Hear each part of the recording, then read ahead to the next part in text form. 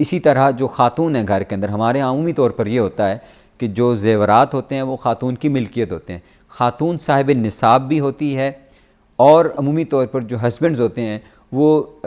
Salaried person ہوتے ہیں، تو وہ نہ صاحب استطاعت ہوتے ہیں اور نہ صاحب نصاب ہوتے ہیں، تو ان کے اوپر تو اس طریقے سے واجب بھی نہیں ہوتی، خاتون کے اوپر واجب ہوتی ہے، اور اکثر ان کو یہ علم نہیں ہوتا۔ تو یہ جو ہماری خواتین ہیں وہ یہ سمجھ لیں کہ قربانی اگر ان کے پاس سونا چاندی موجود ہے اور 52.5 تولے چاندی کے برابر ان کے پاس سونا موجود ہے، یعنی تقریباً 1.5 لاکھ کے قریب ان کے پاس رقم موجود ہے، 1,80,000 کے قریب 52.5 تولے چاندی کی قیمت بنتی ہے، اتنی رقم یا اتنی رقم کی مالیت کا سونا موجود ہے، تو اس خاتون کے اوپر قربانی واجب ہے، اس کے ہسبینڈ کے اوپر نہیں ہے، اس نے اپنی طرف سے ادا کرنا ہے۔ تو کتنی حیثیت اگر سونا تقریباً 1,80,000 کے قریب اماؤنٹ بنتی ہے، جو 52.5 تولے چاندی کی قیمت، جو 52.5 تولے چاندی، ہاں جی، جو 52.5 تولے چاندی کی قیمت بنتی ہے۔ یہ مجھے بتائیے گا کہ کچھ لوگ قربانی کرتے ہیں نا کہ جیسے ان کا کوئی پیارا اس دنیا سے چلا گیا، فوت ہو گیا، تو اس کے نام کی بھی قربانی کرتے ہیں، تو کیا وہ صحیح ہوتی ہے، قربانی ہوتی ہے ان کے نام کے مر جانے کے بعد؟ جی، جو والدین یا جو بزرگ یا بہن بھائی کوئی بھی عزیز رشتہ دار اس دنیا سے رخصت ہو گیا ہے، ان کی طرف سے یا ان کے ایصال ثواب کی طرف سے ان کا حصہ ملایا جا سکتا ہے یا ان کے نام کی قربانی کی جا سکتی ہے، لیکن اس میں یہ سمجھنا ضروری ہے کہ سب سے پہلے جو اپنے اوپر واجب ہے وہ اپنا واجب ادا کرنا ہے۔ ایسا نہیں ہے کہ انسان اتنا صاحب استطاعت یا صاحب نصاب نہیں ہے اور وہ قربانی کرنا چاہ رہا ہے اور وہ قربانی کر بھی بزرگوں کی طرف سے کر دے، نہیں، وہ پہلے اپنی طرف سے کرے گا تاکہ اپنی طرف سے اپنا واجب ادا کرے جو زندہ شخص موجود ہے۔ اپنا واجب ادا کرنے کے بعد اب اگر وہ صاحب استطاعت ہے تو وہ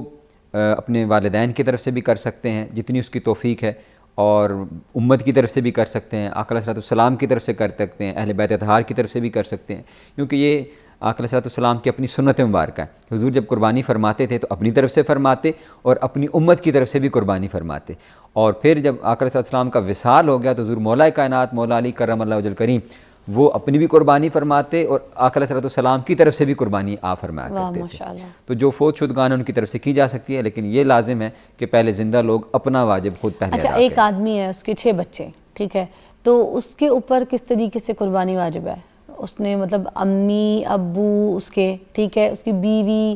اور اس کی اپنے باقی 6 بچے، تو اس کے اوپر کتنا کوئی قربانی اور کتنے جانور، کتنا کوئی حصہ، کس کی قربانی کرے گا، وہ کس طریقے سے کرے گا؟ اچھا، اس میں یہ میں اس کو ان ڈیٹیل تھوڑا سا اس کو بیان کر دیتا ہوں۔ پہلی بات یہ ہے کہ جو بھی حکم ہے، چاہے وہ قربانی ہے، نماز ہے، زکوٰۃ ہے، حج ہے، یہ ایک سنگل انڈیویجول کے اوپر اپنا واجب ہے، اپنا فرض ہے اس کے اوپر، یعنی ایک فرد ہے، مثلا میں ہوں تو میرے اوپر میرا واجب فرض ادا کرنا یہ لازم ہے، میں نے ادا کرنا ہے، اور اس کے بعد بچے ہیں تو بچے اگر چھوٹے ہیں، نابالغ ہیں اور صاحب استطاعت بھی نہیں ہیں تو ان پر قربانی لازم نہیں ہے۔ اسی طرح جو خاتون ہیں گھر کے اندر، ہمارے یہاں عمومی طور پر یہ ہوتا ہے کہ جو زیورات ہوتے ہیں وہ خاتون کی ملکیت ہوتے ہیں، خاتون صاحب نصاب بھی ہوتی ہے،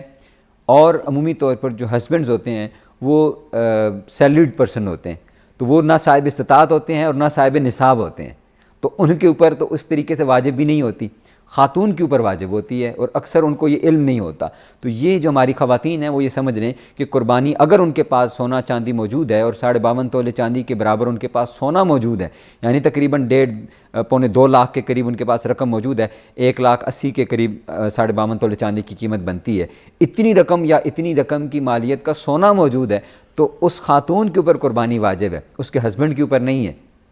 اس نے اپنی طرف سے ادا کرنا ہے۔ تو کتنی حیثیت اگر سونا تقریباً 1,80,000 کے قریب اماؤنٹ بنتی ہے، جو 52.5 تولے چاندی کی قیمت، جو 52.5 تولے چاندی، ہاں جی، جو 52.5 تولے چاندی کی قیمت بنتی ہے، اچھا، تو ان کے اوپر۔ اور اچھا، اب اگر گھر میں 2 لوگ ہیں، دونوں کی اپنی اپنی فیملی ہے، ٹھیک ہے، میں اس کو ڈیٹیل میں وہ جو پہلی بات ہے اس کو لے لیتا ہوں۔ تو بچے ہیں، تو اگر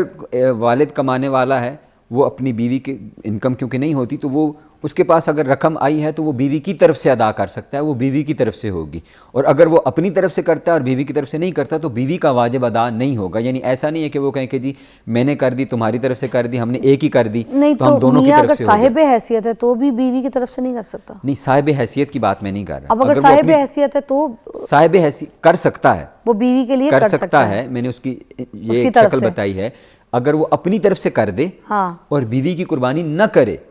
تو بیوی کی قربانی ادا بھی نہیں ہوئی۔ اس لیے لازم ہے کہ اگر بیوی صاحب نصاب ہے اور وہ خود صاحب نصاب اور صاحب استطاعت نہیں ہے تو اس پر چاہیے کہ پہلے بیوی کو وہ رقم دے یا اس کی طرف سے وہ قربانی کر دے تاکہ اس کا واجب ادا ہو جائے، بیوی کا واجب ادا ہو جائے۔ اب صاحب حیثیت آدمی کے لیے کیا ہے، وہ صاحب حیثیت ہے اور بچے اس کے نابالغ ہیں، وہ کرنا چاہے تو کر سکتا ہے، یعنی ان کے حصے میں لانا چاہے، ان کے نام کا الگ الگ جانور لینا چاہے، وہ اس کے اوپر ہے۔ اللہ رب العزت نے اس کو استطاعت دی ہوئی ہے، وہ جتنا چاہے، جتنا خرچ کرنا چاہے اللہ رب العزت کی راہ میں، یہ اس کے اوپر ہے، وہ جس قدر چاہے وہ کر سکتا ہے۔ لیکن اگر وہ صاحب استطاعت صرف خود ہی ہے تو اس کے اوپر بچوں کی قربانی نہیں ہے، اور بچے اگر بالغ ہو چکے ہیں اور بچے اپنا کما رہے ہیں اور وہ ایک ہی گھر میں بے شک رہتے ہیں، لیکن بچوں کے اوپر پھر اپنی اپنی قربانی واجب ہے۔ اب وہ چاہے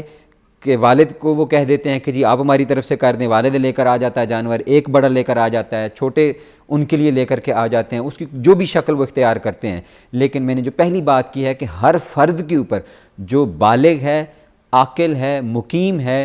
اس کے اوپر قربانی واجب ہوتی ہے، جو صاحب استطاعت ہو جاتے ہیں۔ اگر صاحب استطاعت نہیں ہے، آپ نے کہا کہ سپوز 1.5 لاکھ کا تقریباً سونا بنتا ہے، اگر کسی ایک عورت کے پاس ہے تو اس کے اوپر قربانی بنتی ہے۔ اب ہم جب بکرا لینے جاتے ہیں تو یہی لاکھ روپے کا، ماڑے بکرے ہیں لاکھ روپے کے، میں تو 3 لاکھ کے دیکھ کر آئی ہوں، پتہ نہیں کہاں، ٹھیک ہے۔ اب سپوز 1.5 لاکھ کا جو ہے سونا بیچ کے لاکھ روپے کا کوئی بکرا لے لیا، اب وہ وہی اس کے پاس سونا پڑا ہوا تھا جو کہیں فنکشن میں پہن لیتی ہے، کسی آن جان میں کہیں پہن لیتی ہے، اب وہ 1.5 لاکھ کا سونا بیچے، ٹھیک ہے، لاکھ روپے کا وہ بکرا لے کر آیا عورت، ٹھیک ہے، تو آپ یہ کہہ رہے ہیں؟ نہیں ایسا نہیں ہے۔ دیکھیں وہ لازمی تو نہیں ہے کہ وہ بکرا ہی جا کر کے خریدے گی 1.5 لاکھ کا، 1.25 لاکھ کا۔ اول تو یہ ہے کہ بکرا بھی اچھی اماؤنٹ میں مل جاتا ہے، اور دوسرا یہ ہے کہ وہ اس کے پاس قربانی کا حصہ ڈالنے گا نا اس کو، کیونکہ 1.5 لاکھ قربانی روپے کا ہی حصہ ہے ڈالنے اس کے کا، پاس۔ قربانی کا حصہ ڈالنے کا آپشن ان کے پاس موجود ہے کہ وہ 30,000 35,000 یا 40 تک کا وہ مطلب حصہ بھی پھر بھی ڈال وہ سکتے ہیں۔ اسی اماؤنٹ کو توڑے پھر لے۔ اچھا سوال اب یہاں پہ یہ بنتا ہے کہ ایک عورت ہے، صاحب حیثیت ہے، کماتی ہے سب کچھ، اس کے پاس اپنا سپوز گھر بھی ہے، مگر اس کے پاس ابھی اتنی انکم نہیں ہے کہ وہ گھر لے سکے، وہ بکرا لے سکے، تو کیا اس کو اپنا پہلے گھر بیچنا پڑے گا اور پھر وہ قربانی کرے گی؟ اس کو گھر بیچنا ضروری ہے؟ نہیں ایسا نہیں ہے۔ اگر خاتون ہے بے شک ان کے پاس اپنا گھر ہے اور اپنی انکم بھی ہے ان کی، لیکن میں نے نہیں اپنی انکم کوئی نہیں ہے، انکم نہیں ہے تو گھر ہے، انکم کوئی نہیں ہے ابھی، مطلب میں بھی جیسے کبھی کہ کسی کے بعد میں آ جائے، کچھ اور مہینے میں آ جائے، مگر اس کے پاس اپنا گھر ہے، تو کیا اب اس کو قربانی کرنے کے لیے اپنے گھر کو بیچنا پڑے گا کہ وہ قربانی ضرور کرے؟ اس کا جواب آپ نے مجھے بریک کے بعد دینا ہے۔ دیکھیں ہم تھوڑا سا یہاں پہ پھنسے ہیں، ہمیں کچھ سمجھ نہیں آئی، ایک تو زیور والی بات بھی ہمیں تھوڑی سمجھ نہیں آئی، آپ نے سمجھانا ہے ہمیں، کیونکہ اگر ہم اسلام کی کچھ ایسی باتوں کو اگر مشکل طریقے سے سمجھیں گے نا تو پھر مجھے لگتا ہے کہ کچھ لوگ ایسے اسلام سے دور ہو جائیں گے۔ ہم نے اسلام کو جس طریقے سے آسان ہے اسلام، تو اتنا آسان ہے تو اس کو بالکل آسان طریقے سے آج سمجھانا بھی ہے۔ بریک کے بعد آئیے۔